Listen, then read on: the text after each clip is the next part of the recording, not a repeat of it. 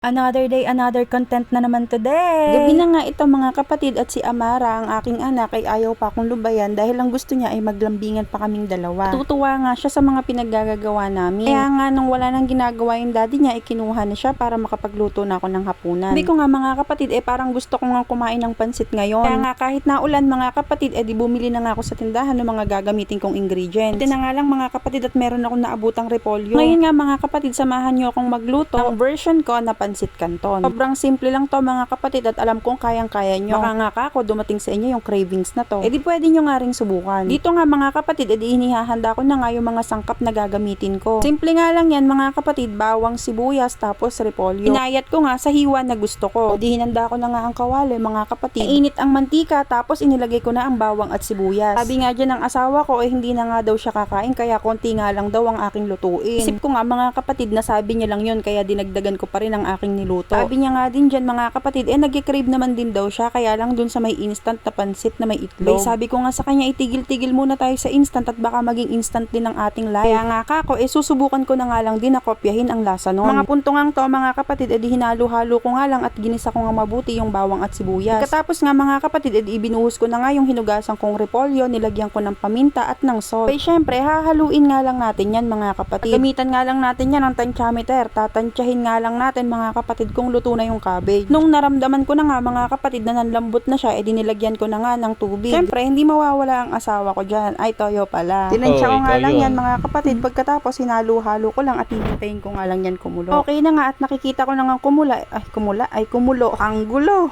Ayan, yung kumulo mga kapatid. Dinilagay ko na nga yung pansit canton. Pagkatapos, mga kapatid, hihintayin lang natin yung lumambot at maluto. Katulad nga ng palagi kong sinasabi sa sarili ko mga kapatid, sa pagluluto naman ay hindi kailangan na magaling ka. Basta may kasamang pagmamahal ay masarap ang kalalabasan. Mga kataga ng mga asawang nag-iimbento ng ulam. Dako na nga ulit tayo dito mga kapatid, pinsan ko na nga yan ang kalamansi. Para syempre, mabalanse ang lasa at pansit na pansit talaga. Pagkatapos nga mga kapatid, hinalo-halo ko nga lang yan dyan. Hihintayin nga lang natin na maluto yan. Dito nga mga kapatid, kumukulo na nga yan. Tikman ko na nga rin yan dyan kung ano pa yung kulang. Ako nag-adjust at naglagay ng pampalasa. Ito nga mga kapatid, pakiramdam ko nga luto na nga to. Kaya nga naisip ko na ilagay na to sa plato. Kuha ko na nga ang kawali sa kalan, sabay binuhos ko na nga ang pansit dyan. Parang nakakumatikman at masubukan. At magkaalaman kung uulitin pa o hindi na. Sabi mga kapatid, dito pa nga lang talagang naglalaway na ako. Siyempre, nilagyan ko nga lang yan dyan ng kalamansi. Alam ko nga kulang pa yung nilagay ko kanina. Doon na nga rin nakuhaan nung kumakain kami mga kapatid. Pero talaga namang marirecommend ko to sa inyo. Nagustuhan naman nila ang niluto ko ngayong gabing to. Meron nga palang bagong kinahihiligan ngayon si Amara. Si Olaf nga mga kapatid, kaya nag-DIY Olaf ako ngayong gabi. Ano ba nga naman mga kapatid, pagkatapos nga namin kumain, pinabubuksan niya na yung TV. Gusto niya na nga daw manood ng Olaf. Sa tuwing tinititigan ko nga siya at nanonood ng TV, nagtatatalo ng bata kapag nakikita na si Olaf. Kaya nga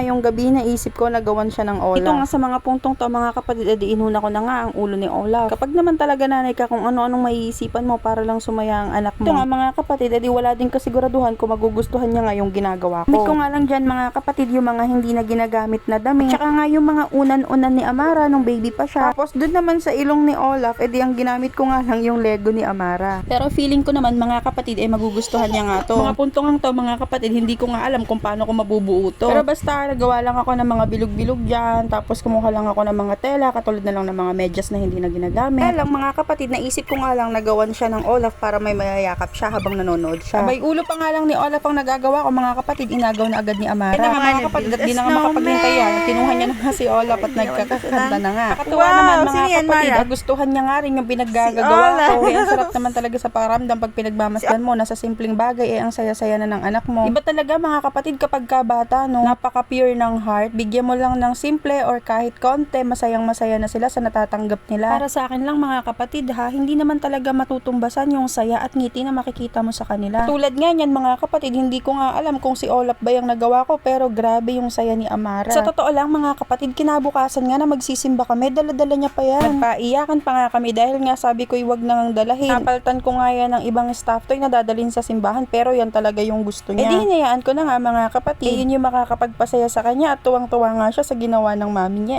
Paano ba yan mga kapatid? Baka magawa ko pa si Elsa at saka si Ana. Hindi ko na nga alam kung ano pang kalalabasan nun kung sakaling gawin ko ngayon. Maraming salamat nga mga kapatid sa panonood ng aming video. Hanggang dito na nga lang ulit. Follow for more.